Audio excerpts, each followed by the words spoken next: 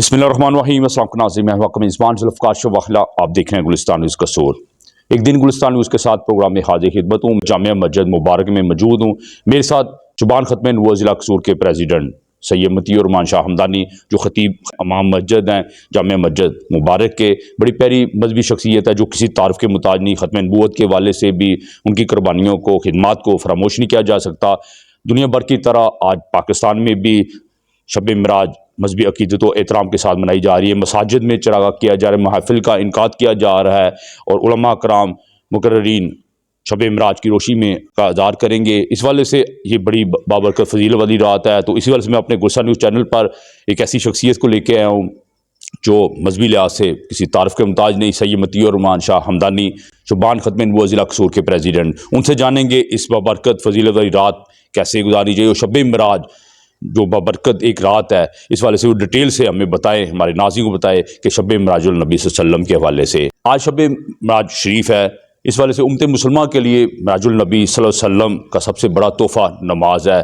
तो ये बात करते हैं शाह साहब से कि वो इस वाले से क्या कहेंगे। अस्सलाम वालेकुम। वालेकुम अस्सलाम व रहमतुल्लाहि व बरकातुहू। शाह साहब, आज शब मिराज के हवाले से आप उम्मत मुसलमान को क्या मैसेज देंगे? बाबरकत फजीलत वाली रात है, इस वाले से हमारे नाज़रीन को बताइएगा। जज़ाकल्लाह। बिस्मिल्लाहिर्रहमानिर्रहीम। सुब्हानल्लज़ी अस्रा बिअब्दिही लैलन मिनल मस्जिदिल हराम इलल मस्जिदिल अक़सा अल्लज़ी बारकना हौलहु लिनुरियहु मिन आयातिना इन्नहु हुवस समीउल बसीर। सदक़ल्लाहुल अज़ीम। मोहतरम ज़ुल्फ़िकार अशरफ वाला साहब, अल्लाह ताला आपको जज़ाए खैर अता फ़रमाए। आप मुख्तलिफ़ अहम मौक़ों पर याद फरमाते हैं नबी करीम सल्लल्लाहु अलैहि वसल्लम को, जो अल्लाह ताला ने मेराज अता फ़रमाया।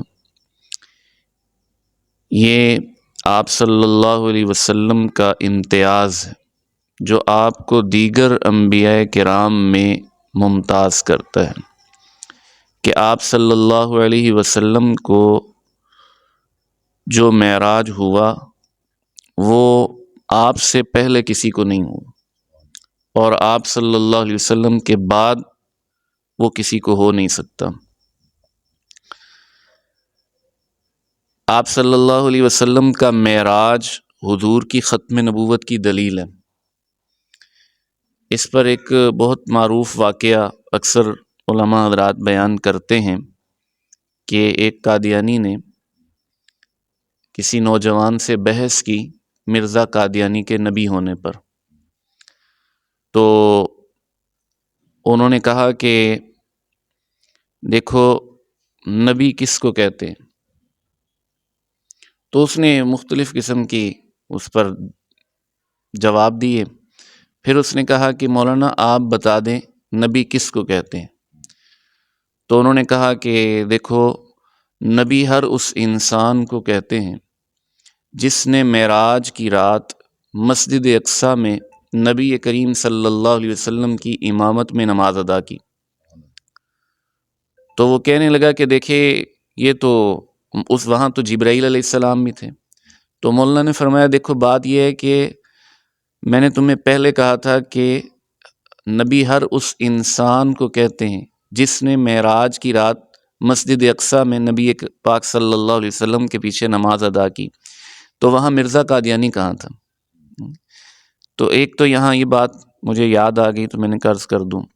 दूसरा ये है कि आप सल्लल्लाहु अलैहि वसल्लम को जो अल्लाह ताला ने मेराज अता फ़रमाया ये आप का इम्तियाज़ है और इसमें आप सल्लल्लाहु अलैहि वसल्लम के बारे में आता है कि जब सरकार तशरीफ़ ले गए मेराज पर और वापस आकर आपने अहले मक्का को, मक्का के लोगों को बताया कि आज मैं रात ये वाक़या पेश आया कि अल्लाह ताला मुझे यहाँ से मस्जिद अक़सा ले गए और फिर मस्जिद अक़सा से मैं सातों आसमानों की सैर की और फिर मैंने अल्लाह से मुलाकात की और फिर सुबह होने से पहले मैं वापस आया। तो इस पर मुशरिकीन मक्का ने बहुत ज़्यादा शोर किया, बहुत शोर हंगामा खड़ा कर दिया कि देखो हम ना कहते थे कि ये बंदा बात ठीक नहीं करता, भला ये बात भी अकल में आती है کہ ایک آدمی انسان وہ صبح سے لے کے اپنا رات سے لے کے جو ہے وہ مکہ مکرمہ سے وہ فلسطین مسجد اقصیٰ میں جائے اور پھر وہاں سے ساتوں آسمانوں کی سیر کرے اور صبح ہونے سے پہلے پہلے وہ واپس بھی آ جائے، تو یہ تو عقل میں نہیں آتی بات۔ تو جب یہ بات عقل میں نہیں آتی تو پھر ہم اس کو نبی کیسے تسلیم کریں؟ تو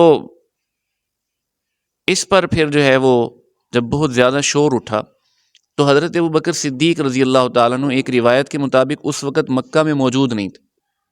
اچانک شور اٹھا کہ ابوبکر آ گئے ہیں، تو یہ لوگ بھاگے حضرت ابوبکر کی طرف اور حضرت ابوبکر سے جا کر یہ بات کی کہ ابوبکر بھلا بتاؤ، ایسا ہو سکتا ہے کہ ایک انسان وہ یہاں سے مسجد الحرام سے مسجد اقصیٰ میں جائے اور مسجد اقصیٰ سے پھر وہ ساتوں آسمانوں کی سیر کرے اور وہ جنت اور دوزخ کو دیکھے اور وہ پھر سب سے اوپر عرش پر جا کر اللہ سے ملاقات کرے؟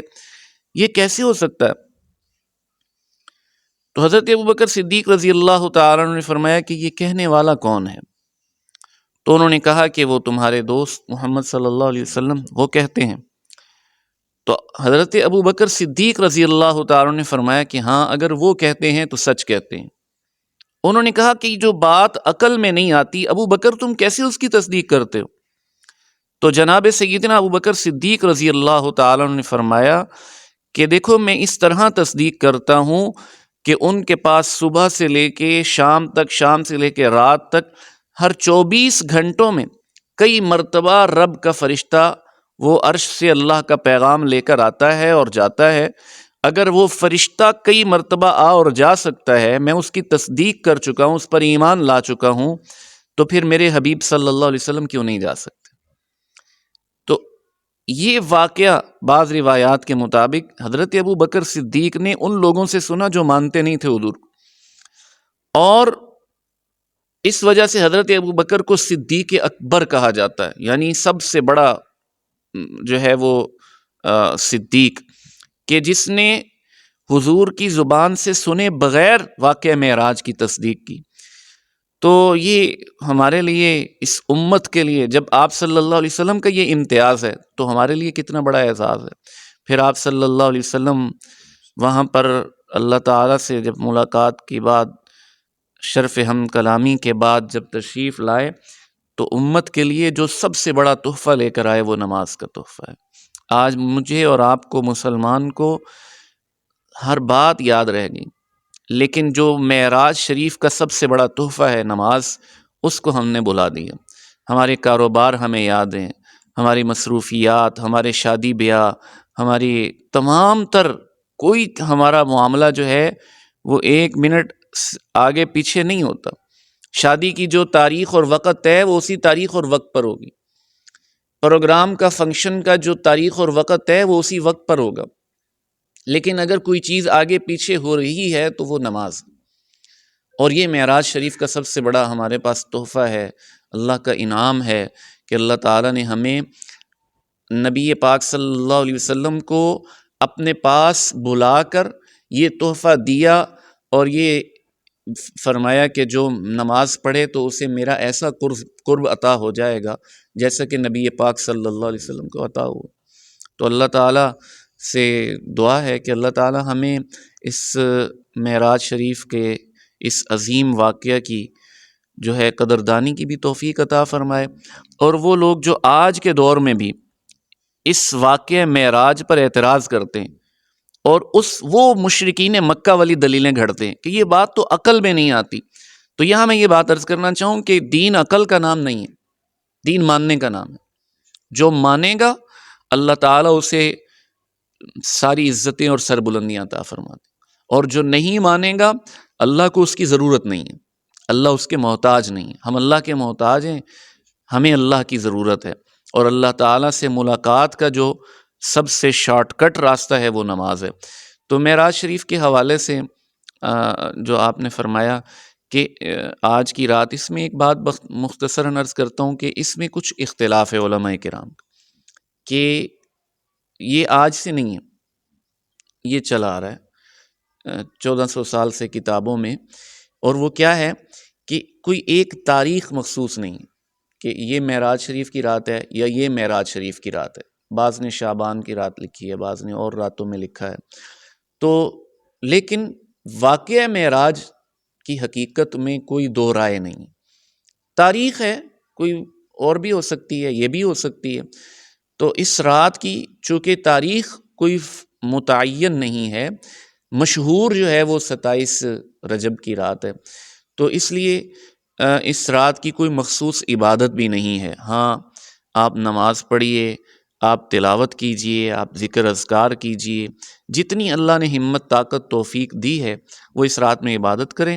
اصل یہ ہے کہ جو فرض نماز ہے، آپ نے عشاء کی نماز پڑھی اور پھر آپ ساری رات عبادت میں لگے رہے، اور جو فجر کی اگلے دن کی فرض نماز تھی اس کے وقت پر آپ سو گئے، تو آپ کی ساری رات کی عبادت ضائع ہوگی. یہ کسی بھی رات میں ہو نا تو اس کا نقصان چہ جائے کہ اگر آپ کو لگتا ہے کہ میری طبیعت اس کی متحمل نہیں ہے کہ میں ساری رات عبادت کروں اور پھر میں صبح کی نماز، تو اس میں آسانی ہے. دین آسانی کا نام ہے، سہولت کا نام ہے. تو دین ہمیں آسانی اور سہولت دیتا ہے کہ آپ جو ہے وہ عشاء کی نماز ادا کریں اور پھر اپنے وقت پر گھر جا کے سو جائیں، اور صبح کی نماز سے پہلے کچھ بیدار ہو جائیں، اگر اللہ توفیق دے کچھ نوافل پڑھ لیں، اور پھر مسجد میں آ کر با جماعت نماز فجر کو ادا فرمائیں، تو اللہ آپ کو ساری رات کی عبادت کا ثواب عطا فرما دیں. تو اللہ تعالیٰ کی ذات تو اتنی کریم ہے، وہ تو ہمیں نوازنے کے بہانے ڈھونڈ رہی. تو اللہ تعالیٰ ہمیں اس اللہ کے اس انعام کی قدردانی کی بھی توفیق عطا فرمائے، اس پر شکر ادا کرنے کی بھی اللہ ہمیں توفیق عطا فرمائے. جزاک اللہ. آمین. جی ناظرین، تھے سید متی ارمان شاہ ہمدانی، صدر شبان ختم نبوت ضلع قصور.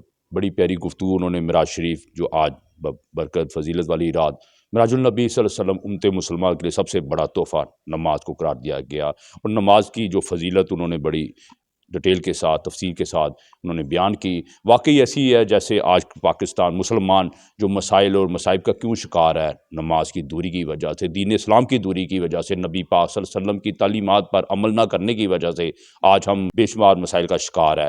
ہمیں نبی پاک صلی اللہ علیہ وسلم کی تعلیمات کی روشنی میں اپنی زندگی کو ڈالنا ہوگا. 5 وقت باجمن نماز ادا کرنی چاہیے. معراج شریف جو آج کی فضیلت رات ہے، اس بابرکت رات میں بھی نماز کی ادائیگی، ذکر و اذکار کی محفل کا انعقاد کیا جائے گا. دنیا بھر کی طرح پاکستان میں بھی معراج شریف مذہبی عقیدت و احترام کے ساتھ منائی جا رہی ہے. امید ہے کہ ناظرین آپ کو سید متی ارمان شاہ ہمدانی کی گفتگو پسند آئی ہوگی. انشاءاللہ بشرطِ زندگی نیکسٹ پروگرام میں حاضر خدمت ہوں گا. تب تک کے لیے مجھے اجازت دیجیے گا. میرے چینل کو سبسکرائب اور لائک کرنا نہ بھولیے گا، اور اپنی بہت سی دعاؤں میں یاد رکھیے گا. اللہ حافظ.